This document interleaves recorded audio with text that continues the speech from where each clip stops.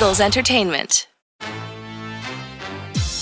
With the 10th pick in the 2021 NFL Draft, the Philadelphia Eagles select. You're listening to the Journey to the Draft podcast. Welcome to the Journey to the Draft podcast, presented by Life Brand. I'm your host, Fran Duffy, and we've got a full slate of college football action to break down. Week 1 is in the rearview mirror. It was an awesome weekend of games, and we're going to break it all down right here in today's show. But first, we've got Scout Stories, the second edition of my favorite segment that we do here on the show. Eagles Director of Player Personnel, Brandon Brown, is going to join us for the very first time here on the Journey to the Draft podcast to break down the most important position in all of sports, the quarterback spot. So make sure you tune in. We're going to do that right here at the top of the show. Excited to dig into this with Brandon at the very top. Now, after that, we're going to get into our Week 1 action, our Week 1 recap with Ben Fennell and Dane Brugler in Saturday Scouting. We're going to talk about all the big risers, who helped themselves the most this weekend, who stood out to us as we watched from our couches on TV. Just an outstanding weekend of college football. Then we welcome back Chris McPherson for On the Clock. He returns to the show to host a debate between myself, Dane, and Ben. It's all about the senior class. So we'll do that at the end of the episode. We've got draft mailbag as well to wrap things up. As always, rate, review. If you've got a question, we will answer it here on the show every single week. And if you like what you hear, all you have to do is hit that subscribe button. You will get this show sent to your device twice weekly from now until the NFL draft. Does not get any better than that. So make sure you go and do that. That said, let's get this show rolling. I'm excited to talk through the quarterback position with Brandon Brown, the Eagles Director of Player Personnel. Let's get things started with Scout Stories. Pull up a seat. It's time for Scout Stories.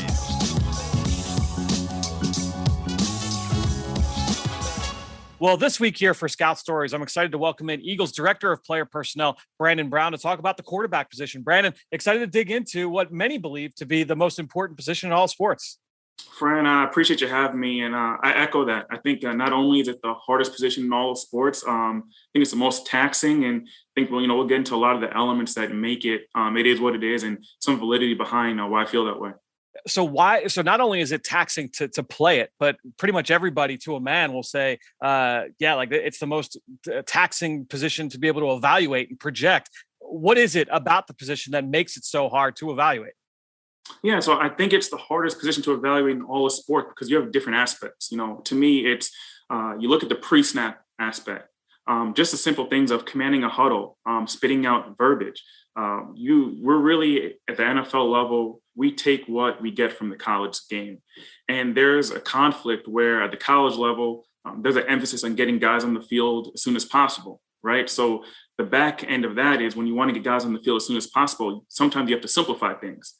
And when you simplify things, you almost cut out some of the foundational tools, that go into the position. So little things of addressing a huddle and spitting out verbiage may be dumbed down to being just placed on a play card that's on a wristband.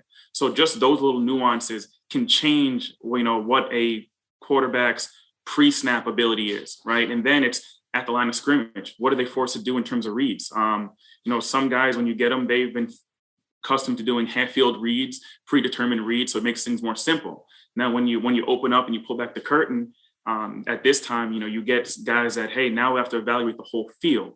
And that's when processing ability comes into play. And I think some of those things like processing ability that when you get away from the data aren't truly quantifiable numbers or terms where you say a guy does this good, average, great, marginal, but it gets a little tricky when you can't put a number into it where, hey, he did this great, but he was only reading half fields. But in our system, he may have to do full field reads. So I think those are the things that get into the slippery slope. And I think you look into some of the, the non-playing factors, whether you're talking about in regards to leadership, right? You go from being a leader of not only the offense, but hey, if you're a young guy or a guy that's on a different team that now is in your locker room, can you also command the entire locker room as a team leader? So I think those type of pressures and non-quantifiable traits come into play. So I think there always has to be a happy balance there, and it makes it harder of a projection when you can't always put a number next to the skill set. And I love one of those points there you made, because we try and make it here on this show as often as possible, especially during those months of like February, March, April, leading up to the NFL draft, when buzzwords and like those hot point topics of especially focus on the quarterback position. Oh, well, this guy doesn't process well. He doesn't read defense as well. You have to have an understanding of what they were asked to do. But then also, just because a guy was asked to do something or wasn't asked to do something in college doesn't mean he can't do it moving forward in the NFL. It'll take time to be able to get him to that point. So I'm so glad that you made that point for us. It's just that it's not just about, hey, like, you look at these numbers, look at what this guy did. It's having an understanding of the context surrounding it. 100%. And then when you look at what he has done, now you have to really get into, the information discovery process of, okay, well, just because he did this, can he handle more? Right. So that's why you put him through, different aptitude tests, see if there's anything that he hasn't done on tape that you say, hey, there's more meat left on the bone, and we can really magnify him in our offense. So I think it's just having complete clarity and awareness of what you want to do as an offense. And two, does this player, have the ability to handle it and grow within it? And I think that perfect marriage is when you see, guys hitting and, everyone gets excited, from the fan base to the coaching to the personnel department to ownership. So I think that kind of goes hand in hand. And I think just when you're looking at I call it balancing of the critical factors versus position specifics, the normal critical factors are the things that, you want to say are, hey, accuracy, decision-making, arm strength, right? And then things that are just specific traits. Okay, what's his pocket poise? Is he clutch in certain situations, 2-minute offense, being down from behind in the fourth quarter, how quickly does he release? What are his foot quicks in the pocket? How mobile is he? Can he create in off-platform situations? What's the ball security versus a blitz? So I think it's a balancing act of all those things, and you find out, hey, what of those traits are king in your offense? You've been around a lot of great coaches, a lot of great evaluators over the course of your career. Has there been one piece of advice that has kind of stuck with you or was most impactful for you as you were coming up about evaluating quarterbacks? Yeah, because it's more than just a on-field playing position. It's look at the totality of the man, right? And the totality of the man is, hey, how does he prepare? Is he someone you got to dig out and find out what is his schedule? If it's a college kid, what's his schedule, Sunday through Friday, right? Before they play on Saturday. Is he structured? Is he regimented? Is he only doing what is asked of him? Just the little things. If there's a meeting at 8:00, is he showing up at the building at 7:50? So just the mastery, the attention to detail of their craft, their thirst to get better. What is he working on away from the assignment that he's constantly just trying to sharpen his knife in terms of his traits and his tools? And then, I look at, hey, what are the inherent leadership traits? Just little thing, you go to a college game and they're in pregame warmups. Are the wide receivers coming up to him, high-fiving him? Are the running backs, loving him up when they're warming up? Are the offensive linemen, after he gets knocked down, are they the first ones to come pick him up and say, hey, my bad if they missed an assignment? Because if there's guys that are accountable to him, they're not. That means that this guy has juice in the locker room. And when I say juice in the locker room, he has sway and he's, got that moxie that guys gravitate towards. You want him at that position. Ideally, you want it to be a guy that everyone wants to be around, and he has the ability to elevate the group. Like that to me is true leadership. It's not just being talented, but do you have the ability to elevate the group to the point where you guys are all reaching the goal? One kind of like line that we like to say here on the show is understand the limitations of the tape. We stole that from Dan Hatman, who came on the show a couple of years ago. And, I feel like evaluating quarterbacks in person and seeing some of those things that you talk about, you don't necessarily always see that when you're watching film, if you're at your desk or if you're sitting downstairs in your basement. When you're in person watching, whether it's from the sideline, watching from the stands, you can kind of take some of that stuff in, some of that stuff that you don't necessarily see. Yeah, and those things, like I said, we talk about the non-quantifiable data points. I think that falls into it. Because as you get, like you just mentioned earlier, Fran, when you get into the offseason, you get to the combines, you get to the all-star games, the visit process pre-draft, you get into those situations where guys get coached up, right? And I think when you get them in their most authentic, raw environment, which is, on campus, whether it's in a game, whether on the sideline, pregame, you really see something that can't be coached up. And guys can put their best face forward during the process and do a lot of work, just like going on a job interview. But the day-to-day and, the people that have been with them for the past, 3 to 4 years in college, and maybe even earlier before that in high school, if there's consistency and good traits, this is more often than not who the person is, and hopefully they can remain that once they're in your program. When you reflect back on your history and your background, early stages of evaluating players, how has your process changed over the course of your career when looking at quarterbacks? Have there been any pivot points where you're like, man, I have to weigh this more or maybe weigh this less? Yeah, I think, like I said before, in the NFL, we are very much we take what we get from the college ranks, and as the college rank shifts, we have to be ever evolving.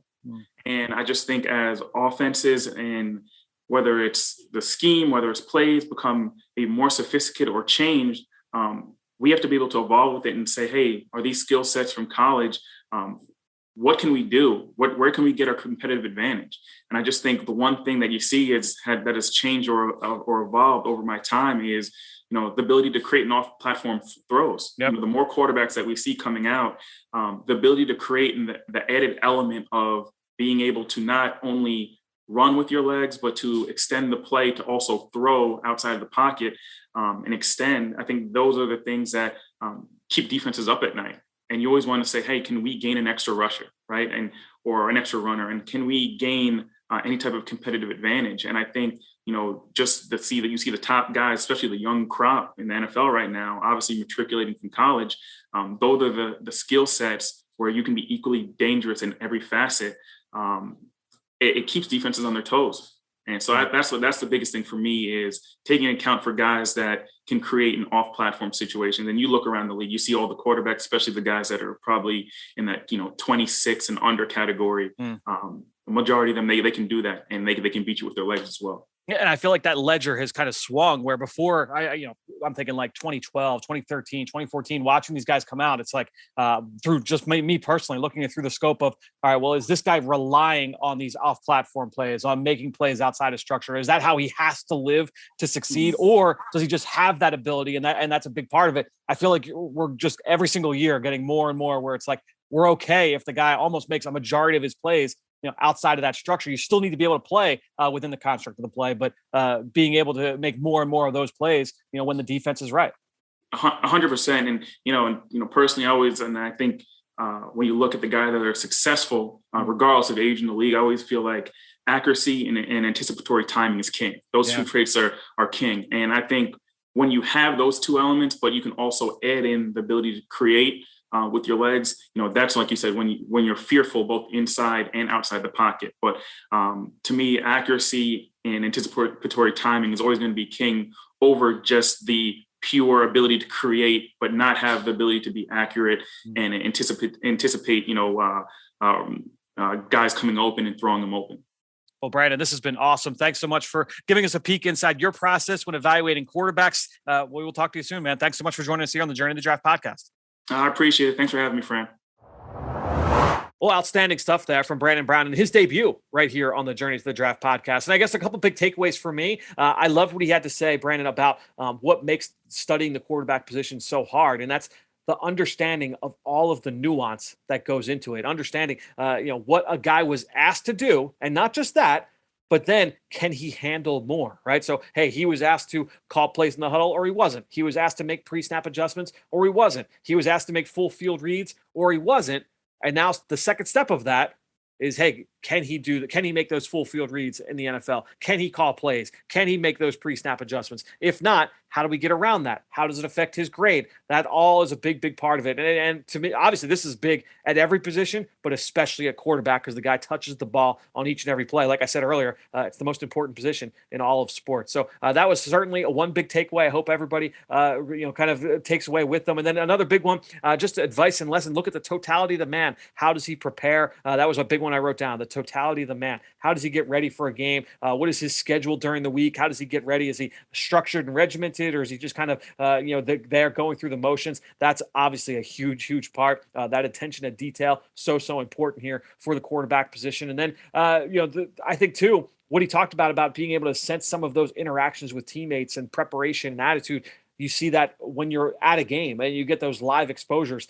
Sometimes you don't always get that, and you get those exposures too before a player is coached up for the pre-draft process. I thought that was big. And I loved this one line too. I wrote this down. Accuracy and anticipatory timing is king over just that ability to create and not being able to be accurate. So accuracy and anticipatory timing is king, regardless of where we're going right now at the position. I thought that was really important there from Brandon. So great stuff. We'll be doing this each and every week. A different member of the Eagles scouting staff breaking down a different position. We'll be doing that all the way up through this season, getting into the rest of the pre-draft process. So thanks so much to Brandon. We will talk to another member of the Eagles scouting staff next week right here in this segment. That said, like I said at the top, a lot of great action to break down from week one. Let's do it right now in Saturday Scouting.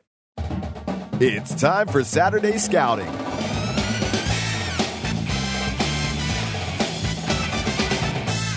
All right, guys, let's get into it here with Saturday Scouting as I welcome in Ben Fennell and Dane Brugler. Guys, full slate of college football, and it was awesome. I mean, Thursday all the way up through, we're recording this Monday afternoon, all the way up until tonight. Just a great slate of games, and every single night there was college football, quality college football on TV. It was a marathon, but it was awesome. I know you guys share my feelings there on that one. But that said, it wasn't all sunshine and rainbows, and I guess we'll start things off here with Draft Buzz. So some notable injuries coming out of this weekend in college football. 4 that I want to hit on here for this segment. So I'm going to hit each of you up with 2, and we'll go quick here. What does it mean for the player? What does it mean for the team? Dane, I'll come to you first. Minnesota running back Mohamed Ibrahim, after a big first half, leading the Gophers to a potential upset there of Ohio State. He hurts his Achilles there in the second half and now out, obviously, indefinitely. Thoughts on what this means for Ibrahim and then also for the Gophers moving forward?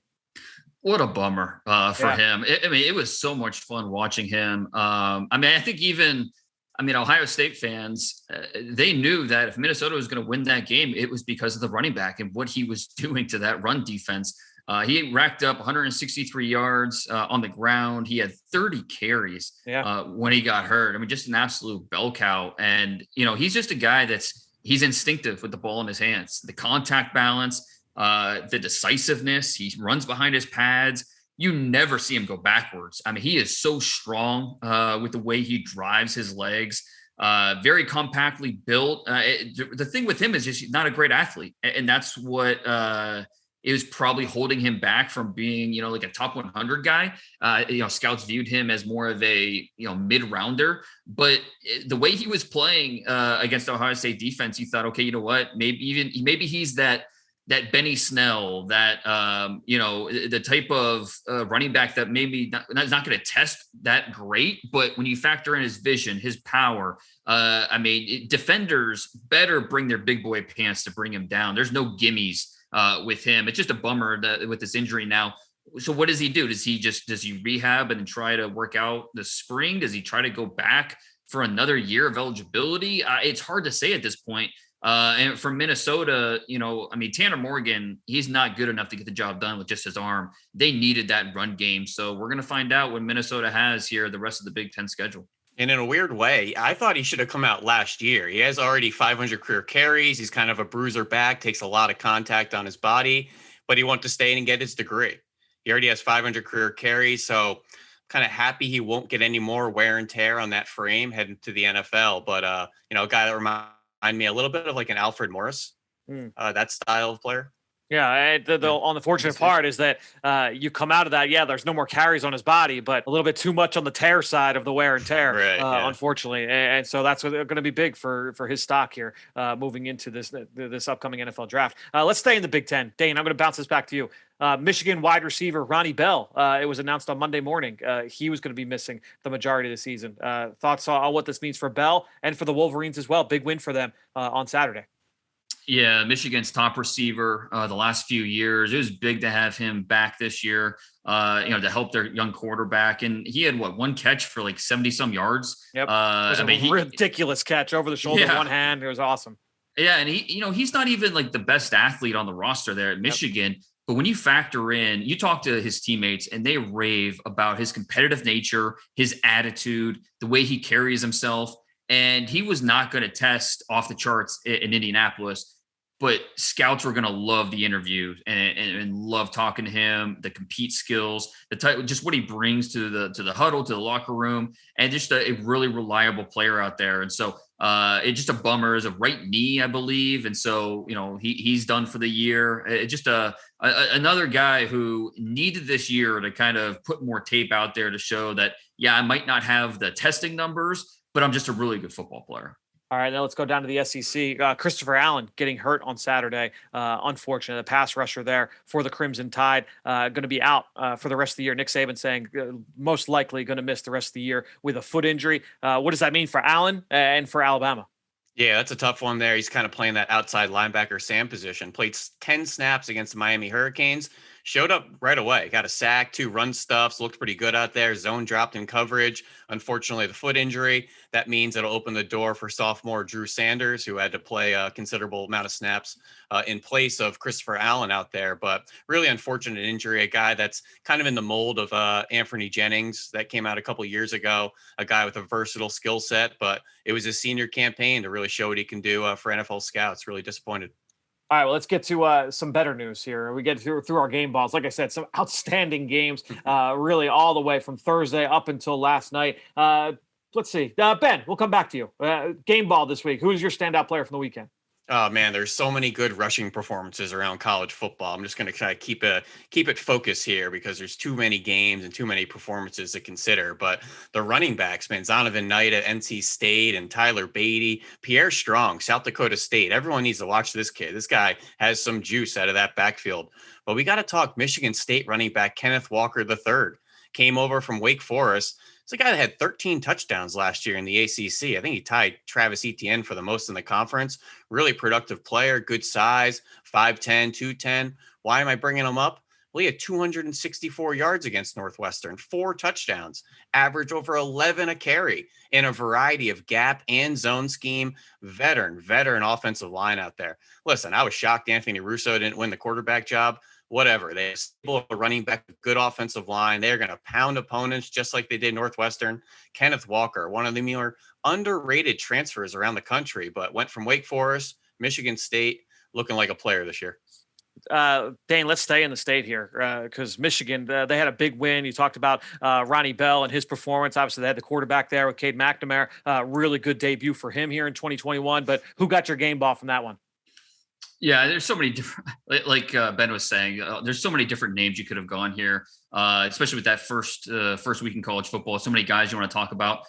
Both my top safeties, Kyle Hamilton and Jalen Catalon, were outstanding. And so I thought about going there, but I'm sticking with in the Big Ten, going to Michigan. Aiden Hutchinson. We need to remember he was on a first-round trajectory last year before that leg injury 3 games into the season. We haven't seen him in 10 months. And so what was he going to look like when he finally got back on the field? Well, we saw it against Western Michigan. He was outstanding. The box score said 4 tackles, 1 tackle for loss, 1 sack, a forced fumble, blocked field goal. But the tape was way more impressive than just those numbers. I mean, his ability to beat blockers with power, with quickness, with different hand moves, the way he can quickly collect himself and make plays, find his balance. It's just really, really impressive. So that upper body power, the lower body agility, that's why he was ranked as a top 15 prospect on my draft board with a little bit of kind of crossing your fingers that he's going to look fully healthy back on the field. And he did. So because of that, he's getting my game ball. I like it. For me, I'm going to stick in the front 7 here. And probably the highlight game of Saturday coming in was certainly the top 5 matchup, Georgia versus Clemson. Didn't quite live up to the hype that a lot of people are hoping for. I would say it was more of a defensive battle. But for me, I mean, you watch that Georgia front 7, and they were a big reason why the Bulldogs came away with that win. And one guy that just stood out time and time again, Dane was your guy. You hyped him up last week on the show. Linebacker Nakobe Dean stood out as a pass rusher, stood out as a run defender. His ability to impact the game in multiple ways really, really showed up. And to me, like, you know, there are guys when you watch them on film, and it's about obviously the film over everything, right? But when you watch on TV, sometimes you feel players like kind of pop off the screen. You kind of feel them take. It felt like Nakobe Dean was just the best player on the field. That was just the way that he came through. Watching that one from start to finish, for me, Nakobe Dean comes up with the game ball there. And I know you were a big fan, Ben. I know that you studied him recently as well. Really, really impressive talent. Yeah, he's just the play speed is outstanding. His ability to key, read, flow, and just attack. And he looks like a grand maestro out there with the way he's getting everybody in line and communicating. And he is staying ahead of the offense, playing ahead consistently. And even when he does take that false step, he has the athleticism to recover. So big Nakobe Dean fan. He was number 49 in my preseason top 50. And I feel like I kind of shortchanged him a little bit. I think he might need to be higher in the next update. Really good start for him. And it was talked about during the broadcast, like, he's an engineering major and, to me, like that can get overplayed a little bit in terms of like book smart doesn't always equate to football smart. That doesn't always mean the guy's going to be, the most instinctive player out there, but just kind of speaks to the person for sure. You talk about how he's one of the leaders of that defense. All right, guys, let's go to the next category here. One play takeaway. Ben, we'll come back to you here. What one play stood out most from the weekend that you'll remember most from week one? Well, it's tough to pick one play, but this Kentucky Wildcats team needs to be talked about, and they need to be ranked going into next week because they put a whooping on UL Monroe. They have a big offensive line, big running back, and Chris Rodriguez out there, Wan'Dale Robinson. But Will Levis coming over from Penn State off play action this week. 208 yards, 3 touchdowns, 8 of 13 passing. They let the big guys up front beat up the D line and then just has all day behind them. But I'm going to pick one of those plays. It was a double post concept. Fran, Dane, he lined this thing up from his own 34 and uncorked it to the opposing 4-yard line. It's about a 63-yard throw or so. He let this thing loose. He had tons of time. He had all the space in front of him. He has a strong arm, some weapons on the outside. It was a beautiful pass. This Kentucky Wildcats team, I'm kind of taking this one play takeaway to hype up their whole offense. Pay attention to these guys. I bet they upset some SEC teams this fall. There's always one of those teams for sure. Do you think Penn State's going to regret sticking with Sean Clifford and not keeping him around? Or do you think he's that type of player? I think Wisconsin and Penn State had some quarterback regrets on Saturday, excuse me. Yeah, Jack Cohen on Sunday night looked really, really good, whereas Graham Mertz on Saturday afternoon did not look good. I told you, Graham Mertz, those 5 touchdowns in his debut, he should have opted out after that. I got to go out on the high note. Peak early. Yeah, exactly right. Dane, what was your one play? So there was a lot of buzz, a lot of hype with scouts about Northern Iowa State. And really the main reason, this is a chance to see Trevor Penning, left tackle, against the only FBS opponent on Northern Iowa's schedule this year. And, it was big for Penning to go out and have a big game. I mentioned him in that mock draft we did a couple weeks ago. I think he's number 31 overall on my top 50 board. So plenty of hype out there. Can he live up to it? Well, I tell you what, he went out there and I think he did. It wasn't a flawless performance, but I think it was well above average. The way he moved against the Cyclones, edge rushers was outstanding. Power. This guy just plays pissed off. I mean, he's an a-hole. That's how he plays. And he embraces it. And the first play, the one play is that first play of the game where he takes Will McDonald and just puts him on his back with just pure power in his upper body. So he set the tempo early that, hey, this is going to be a game where I just kind of show off my skills. Like I said, it wasn't a flawless game. He had a holding penalty later on in the game. There are times where he gets a little too high, needs to do a better job of sinking, resetting, and kind of winning back that leverage. But to tell you what, Trevor Penning with the movement skills for a guy that's 6'7", 330, can move like that. He's a first-round player. And I think how he performed against Iowa State only confirms what we think about Penning at this point. Wow. And I think just to paint the picture, at least for me, for listeners, I like him exponentially more than Spencer Brown. I think he's a much more ready tackle prospect, as Spencer was a little bit tall, a little bit light in the pants, had some technique issues, but certainly athletic. I think Trevor Penning is a more through and through NFL offensive tackle today. And that play you talked about, play one, he loves to get his hands right into the armpits of defenders, grip you, torque you, finish you, come down with you, drop the weight on your head too. He is nasty. I don't know who messed up his breakfast order before games, but that guy is angry. I'm right there with you, Dane. I said over easy. I'm pulling out the anger management reference today. For me, guys, just to give our listeners like a little inside baseball, behind the curtain here. Usually, all right, so college football Saturday happens. If I don't send the rundown out to you guys, meaning to Ben and Dane on Saturday night, then I'll usually do it sometime Sunday. So this weekend goes by, and we have all of our picks made, sometime on Sunday. Well, I watch the Sunday. I make all my Saturday plays, and I'm like, all right, well, I got to talk about Jaquan Brisker from Penn State. Great interception, 4th and goal, helped seal the win against Wisconsin. It's a cover 0 look. To me, Jaquan Brisker, really athletic, high upside player. I didn't see everything that I wanted to see from my mental processing standpoint. From we talked last week with Alan Walking, like the over my dead body attitude as a defensive back. Didn't always see that from Jaquan Brisker. But just seeing him come up with that interception down in the red zone, he's in charge of the running back. He stays in to protect. So what does he do? He understands, hey, this ball's probably coming out fast because of the cover 0 blitz. Let me get to their number 1 target in Ferguson, the tight end. Jumps the route, steps in front of it for the interception. That's big time play, and you like to see that from Brisker in that situation. That said, made that pick before the Sunday night game. That interception from Kyle Hamilton last night in the second half, he had 2 picks against Florida State. The second one was maybe one of the best plays we're going to see from a defensive back all season, maybe one of the best plays we saw from a defensive back last season. He came opposite hash to the other sideline and made an interception on the run downfield. I mean, for a guy that big to make a play with that level of range, really, really unique. And it just proves that, once again, this guy's a unicorn. He's going to be one of the top picks in next year's draft if he comes out, guys. You say Kyle Harrison, Kyle Hamilton? If this guy makes one more play, I'm going to add him to the list. Yeah, right. Kyle, he was ridiculous, guys. He's special. I mean, he is, one of the top 5 talents in this draft class. And my top 2 safeties, him and Catalan, both had 2 interceptions this weekend. So both showed out. And it's funny, I was thinking about it. You probably can't get too different in terms of sizes when you talk about safeties. With Catalan and Hamilton, Hamilton's 6'4", Catalan's generous 5'10".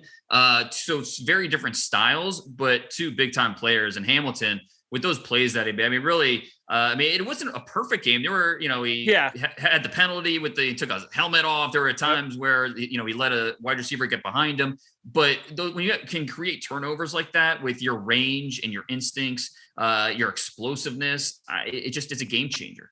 It's a fun safety class. AJ Finley, Lewis Sine, Verone McKinley looked outstanding for Oregon over the weekend. There's a bunch of guys across college football. Alabama's always got a couple. Georgia has Tyke Smith coming over from West Virginia, Damani Richardson. Deep safety group. I did Tyson Anderson this morning from Toledo. That kid is a baller too. He's a really impressive Showed player. Up on the freak list, over 700 special team snaps. He's going to be a guy in the spring, definitely on radars. No question. All right, guys, well, let's get to our down the road freak shows, a freshman or sophomore to file away for the future. Dane, I'll come to you because this guy absolutely blew up on Saturday.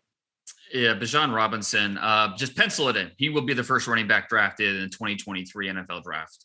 With all due respect to Tank Bigsby and these other guys, Robinson he's got some special to him. Against Louisiana, 103 yards rushing, 73 yards receiving, a pair of touchdowns. His mix of power, but also explosiveness is really, really unique for a running back. He runs so hard, so decisive. He is going to be fun to watch in that Steve Sarkisian offense this year. If they can get any consistency from the quarterback position, from the young kid, then Texas is going to be a team to watch out for, no doubt. I'm going to stick at the running back spot. I'm going to go Ohio State's running back, Travion Henderson, true freshman in his first game, had a 70-yard catch and run to put Ohio State up by 2 scores early in the fourth quarter. That's what kind of sealed the win there for the Buckeyes. Little swing pass to the left where he just put his foot in the ground and flew downfield, erased every angle on the football field, just showing that juice. And again, true freshman, 5-star running back, Travion Henderson, certainly a name to watch. Ben, who do you got for us? Well, we'll keep it running backs. You notice how Dane said pencil that in? You're going to want to pencil it because you're going to be erasing it. It's going to be Tank Bigsby, first off the board from Auburn, only a true sophomore at 13 for 119 and 2 touchdowns. But all of a sudden, a true freshman comes in the second half for Auburn. They have another stud back there, Jarquez Hunter, had 9 carries for 110 and a touchdown. He's from Philadelphia, Fran. It's Philadelphia, Mississippi. Was Mississippi Mr. Football down there, but they have a bunch of guys, whether it's Sean Shivers, who's 5'8", 200 pounds, a little small, rocked up guy, Tank Bisbee, and now this Jarquez Hunter out there. Bo Nix just better hand that thing off all season. Yeah, it's almost like maybe Akron's just not that good. Yeah, right. Hey, they start slow. Everybody knows that. Well, hey, they got big bad Alabama. Oh, no, it's Alabama State next week. Right. Yeah, I guess it's nothing like starting off 2-0. All right, guys, let's wrap it up here with our film room recap. Just a guy that we've studied on film in the last week that caught our eye. I'll start off with a player that it seems like a lot of people are viewing to be in the top 50 when it's all said and done, and that's Iowa center Tyler Linderbaum. And you guys know how much I love Alec Lindstrom, the center from Boston College. I've been a big fan of him over the last couple seasons. This is the first time I've gotten to watch Linderbaum. He's right there with Lindstrom, and I wouldn't argue with you if you had him ahead. Linderbaum is really exceptional when you look at his athleticism, his toughness.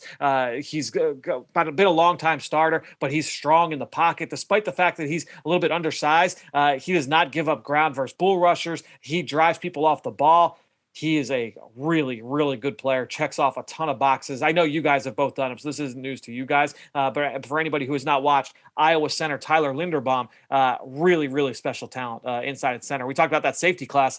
You got a couple centers in here that have Pro Bowl futures in them moving forward. I think Linderbaum certainly in that category. Dane, who is your guy for this week? I went with Devin Lloyd, linebacker at Utah, who some teams have graded as the top senior linebacker in this class. And watching him against Weber State over the weekend, looking over the tape, it's easy to see why. Physical take on player. He's got lead in his shoulder pads with the way he creates that explosiveness at contact, that immediate stopping power as a striker. He's so relentless in pursuit. There's a little bit of stiffness there, but speed and the energy that he plays with is terrific. And so he's able to chase down plays, make plays. He had a diving interception in that opener.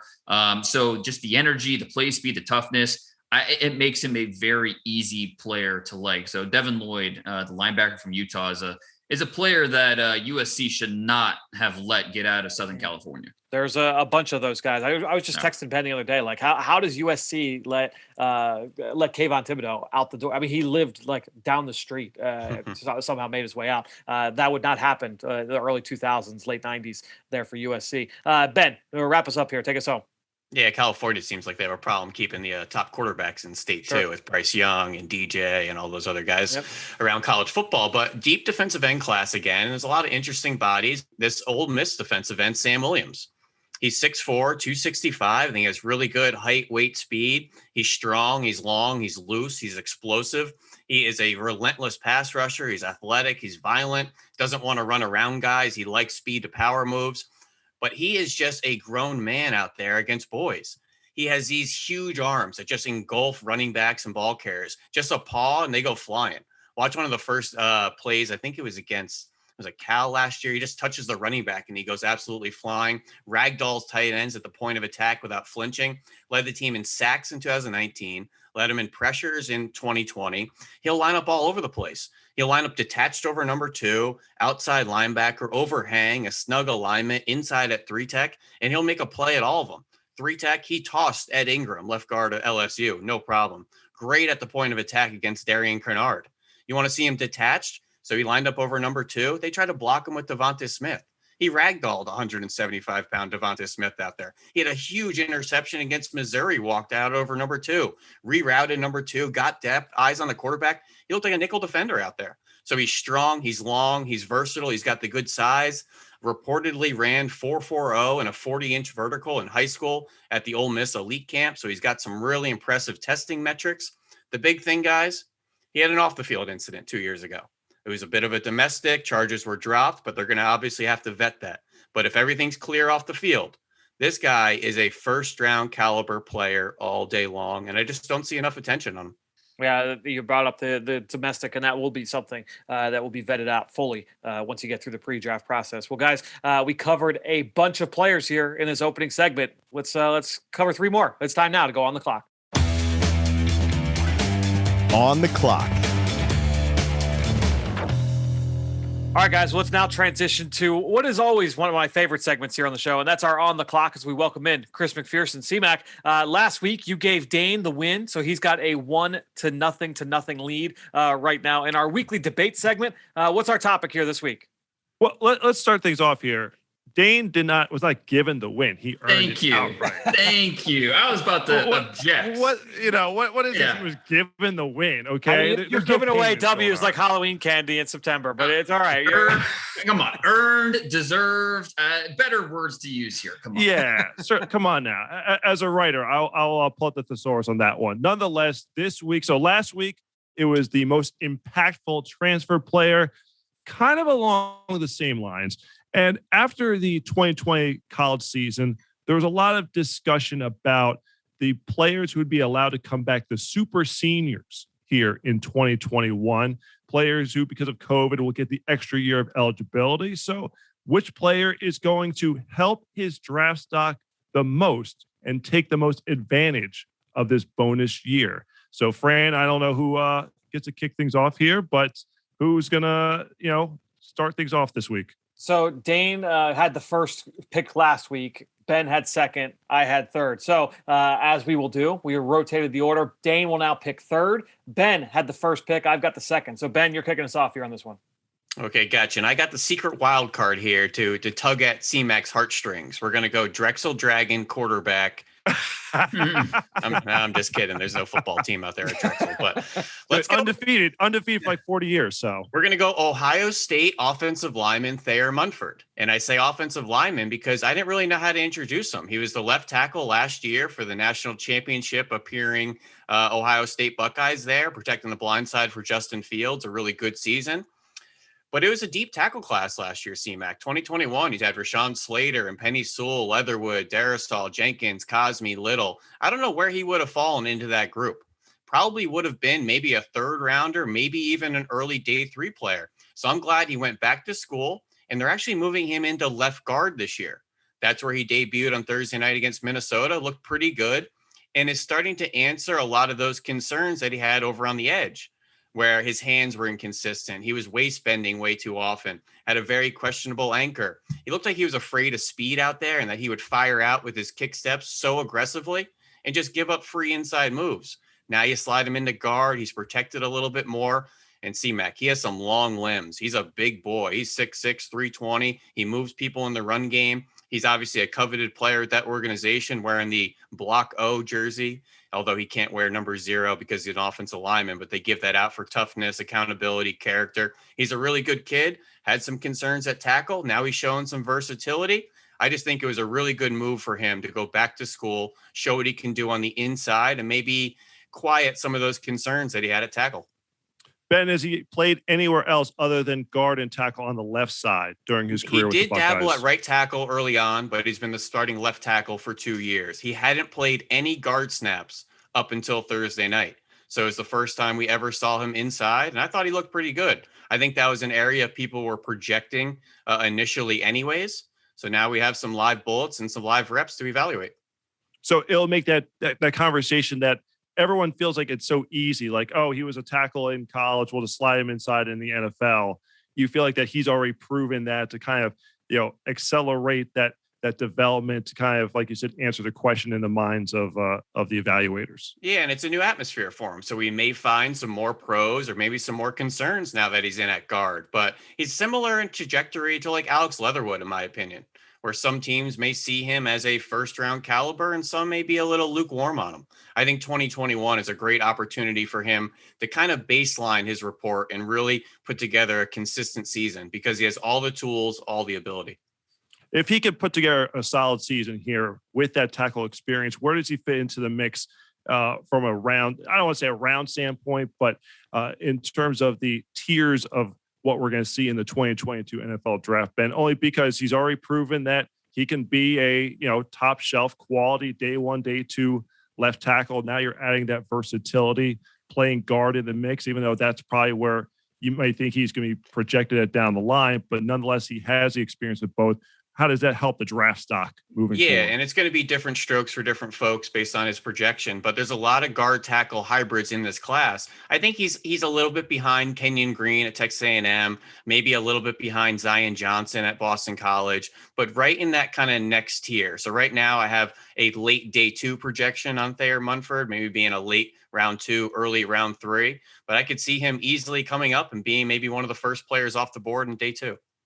Excellent. Good stuff there. Way to kick things off. Fran, you're number 2 on the board here. We'll find out if you're number 2 in the standings at the end of the Well, to me, and maybe look, we're recording this just after 2:00 Monday afternoon. So we're less than 24 hours removed from Sunday Night Football, Notre Dame against Florida State. And obviously the big topic coming out of that game was Mackenzie Milton making his comeback here. Transferred from Central Florida, had not played a game in over 1,000 days. If you followed college football, you know the storyline by now. He had a devastating knee injury at the end of the 2018 season after going 22-0 in the previous 2 seasons. So he goes 22-0 over 2017, 2018, was the first 2-time winner of the AAC Offensive Player of the Year, 2-time first team All AAC as an underclassman out there for the Knights, but doesn't play 2019, doesn't play in 2020. Really, I mean, there were questions about what his long-term health would be, much less playing football. And now all of a sudden he's thrown back into the limelight, inserted halfway through that game last night against Notre Dame, nearly leads them to the upset victory and come from behind fashion. So when you're looking at Mackenzie Milton, I would say coming into this year, it was a question mark, certainly a storyline to follow, right? But when you're looking at the total package, you're like, okay, this is an undersized quarterback, 5'11", sub 195. So the size is going to be a concern. He doesn't have the strongest arm, but he's been very aggressive. He's accurate. He can create.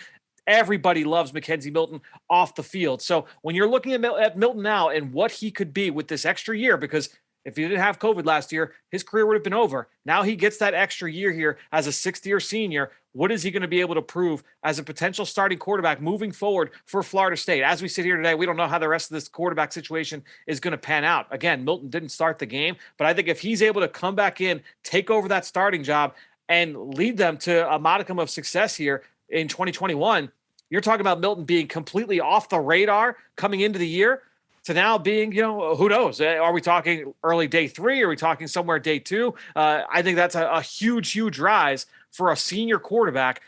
Certainly a guy that with the most to gain from that extra year, because his career would have ended had it not been for that extra year of eligibility. Yeah, fascinating selection. Almost was wondering why he wasn't in the most impactful, transfer player. But I think that speaks to how off, not necessarily off the radar, but you just didn't know. Like, was he going to play? How was he going to look once he played? He comes out and he stripes a corner out for 25 yards on the left sideline, and they just said, well, we got to keep him in. We can't take him off the field. But I think that's a reason why we didn't talk about him last week, C-Mac, was because he was that off the radar. Now, is it partially a great comeback story, or going back to the Central Florida tape, could you see evidence of someone who could play at the next level? I think that the NFL now is more open to this body type. If this was 5, 6, 7 years ago, we'd be looking at Mackenzie Milton like, all right, well, a good college quarterback, but probably not for the NFL. That still might be the case. But when you have Kyler Murray go number 1, when you have Baker Mayfield go number 1, when you have Russell Wilson have the success that he's had, I think guys that are built that way, there's a little bit more faith. There's a little bit more comfort. There's a little bit more proof in the pudding with guys of that body type. Dane, before we get to you, do you know how come he wasn't originally named the starter? Any insight into the coaching decision down there in Tallahassee? I don't know. The other guy just won the job. I mean, it sounded like, because they didn't announce a starter until right before the game. So it was neck and neck, and they went with the other guy. So, but it was fascinating that, he had to come out for a play, the starter, and he didn't see the field again because of the way Mackenzie Milton was playing, which was just a fascinating development. So really interesting to watch there. So, all right, good pick there. We'll see what the obviously his role moving forward will definitely play a role in that. So, yes. Dane, let's see, can he go 2 for 2 to open the year? Maybe I would have to probably give this one to him, but let's see if he can earn it. Well, I admit those are 2 really good picks. I'm going, I went with Alabama last week. I'm going back to Tuscaloosa for my answer this week. I'm going with running back Brian Robinson. And, you think about who he has had to play behind at Alabama over his career, that crowded depth chart at running back. In 2017, as a freshman, he was behind Damian Harris, Bo Scarborough. 2018, it was Josh Jacobs and Damian Harris. The past 2 years, it was Najee Harris. Most running backs with Robinson's talent, they would have transferred. They would have gone and started somewhere else because he has starter talent, but he's a Tuscaloosa native and he waited and was patient. And when everything happened with COVID and the NCAA granted this extra year, he took advantage of that. Without this extra year, he might have been a late round pick in the 2021 draft. But because of this extra year, he saw his chance to go back to school. Now he's Bama's bell cow. He led the team in rushing in the opener against Miami. He averaged 5 yards per carry. He forced 9 missed tackles. He is a tank. He runs with power. He runs with balance at contact. But we knew that already. Watching him Saturday, he looked a lot quicker, not just with his feet, but with his decision making. So this is a chance for him to really show what he can do for the next level. We know Alabama has an explosive passing game. So there's going to be opportunities on the ground. We saw Najee Harris last year go from probably a 3rd round pick to a 1st round pick in his final year. Maybe Robinson can go from a late rounder to a mid rounder, or even better with a strong 2021 season. Dane, what does he provide in the pass game? Fascinated to learn more about that aspect. He had 2 catches on Saturday, so hopefully we'll see him used a little bit more. Pass pro was a roller coaster for him. There were plays where you saw that power. He bodied up the rusher. There were other times where he misidentified where the pressure was coming from. So that is going to be something that scouts watch throughout the year to see progress, see him get better on 3rd downs and in the passing game. Crazy patience on his end. I was going to say, why did he stay all these years? But I guess being a Tuscaloosa native, that you want to stay close to home makes the most sense there. That's it. Yeah. So great job by all 3 of you. Another tough decision here. Don't know if I could go to the Bama well back-to-back weeks. Fran, love the argument. I think Mackenzie Milton's a great story. Tremendous. This could be like a book, could be a movie down the line. Is he starting next week? That's the thing. I mean, obviously, based off the performance, seems like he'll have a bigger role moving forward. But I think for now, I'm interested by Thayer Munford to see what he could do with this extra year. And I know it's not the flashiest or sexiest of positions, but Ben, light up the cigar. He's got the victory cigar. Get one. He's got the victory cigar. He's got to get one in the win column, and we've got 2 on the board. So 2 weeks, 1 for Ben, 1 for Dane, and Fran, you might be the host of the podcast, but you're trailing the boys here. So you got a little catching up to do here. Hey, look, it was a gritty performance. I didn't come out too hot, but I capitalized late in the second half of my speech. Are we not doing victory speeches this year? No. No. Execution across the board was just okay here. Hey, we'll take a look at the tape and just try to get better for next week. That's all we could do. Yeah, that's right. Well, guys, fun as always. C-Mac, we will catch up with you next week. Now it's time to hear from you, the fans, in the draft mailbag.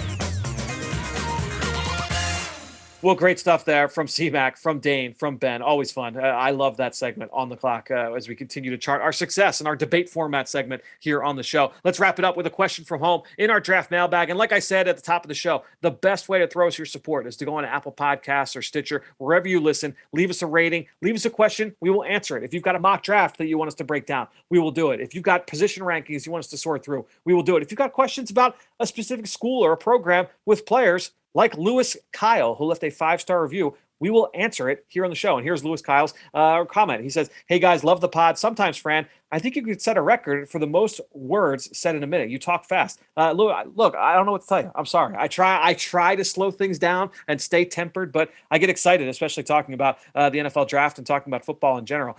But here's Lewis's question. What are your thoughts on Rasheed Walker, Brandon Smith, Jahan Dotson, and Jaquan Brisker from Penn State? So I'll give quick little elevator speeches. These are 4 of what I think most people would say are the top prospects for this Penn State football program. I would throw in the corner Tariq Castro-Fields in there as well. Rasheed Walker, athletic, high upside. He's an underclassman. He's a true junior. I think when you look, or he's a redshirt junior rather. I think when you look at Rasheed Walker, it's about the totality of him as a prospect, consistency. He's got some outstanding flashes. You just want to see it more consistent over the course of this season. I haven't dug into the film, obviously, from this past weekend's game against Wisconsin, but you want to continue to see him put it together. If it could all come together for him, he could be a very intriguing player. It's just not quite there yet. The flashes really, really good. Brandon Smith, if you want to get into what he can be, I mean, he's got the ability, he's got the skill set, the athleticism to be up there with some of the top linebackers we have studied. If you want to get into like a Ryan Shazier, to all these athletic overhang defenders,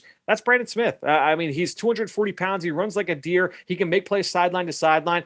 It's how does he process? How does he see things from that stacked position? If you tuned in to the Eagle Eye in the Sky podcast last week, I had Nick Rallis on, the Eagles linebackers coach, and we talked about, just the adjustment that some players have to make when you don't play stacked, but meaning behind the defensive line, and you're playing more in the slot. Some guys can make that adjustment easy and fast. Some guys, it takes a little bit longer. And so that'll be one of the big adjustments there for Brandon Smith, but he's got all the physical tools to be really, really impressive. Jahan Dotson, I mean, we saw the game-breaking ability he has this past week against Wisconsin, right? He's got that ability to attack down the field. He can be that speed threat. So excited to continue watching him develop. And then Jaquan Brisker, talked about him earlier in the show. I was excited for him to be able to make that play in coverage, that interception late in the game. When the way I saw him coming into this season, really athletic, toolsy DB, X-corner. You love that from the safety spot, that coverage background. I just wanted to see the mental processing get there to where I wanted to see it. Brisker, that was a heads-up interception he made late in the game to help seal the victory there for Penn State. So really big step in the right direction there for Jaquan Brisker. Again, a former high school corner, was a big-time recruit coming out, ended up at Penn State late in his college career after starting at junior college. He has got a really high ceiling for sure moving into the NFL. So, Lewis, great question there. Thanks so much for your support. Thanks for leaving the question there on our Apple Podcast page. For everybody out there, that's the best way. You want to hear your voice heard on the show? Now's the time. Jump on, leave us a rating, leave us a comment, and we will get to it here in our draft mailbag segment. Locked and loaded here on the Journey of the Draft podcast. We are in our regular season mode. We'll be back later this week with Ben Fennell, Ross Tucker, Eric Galko, and another guest right here on the Journey of the Draft podcast presented by Life Brand.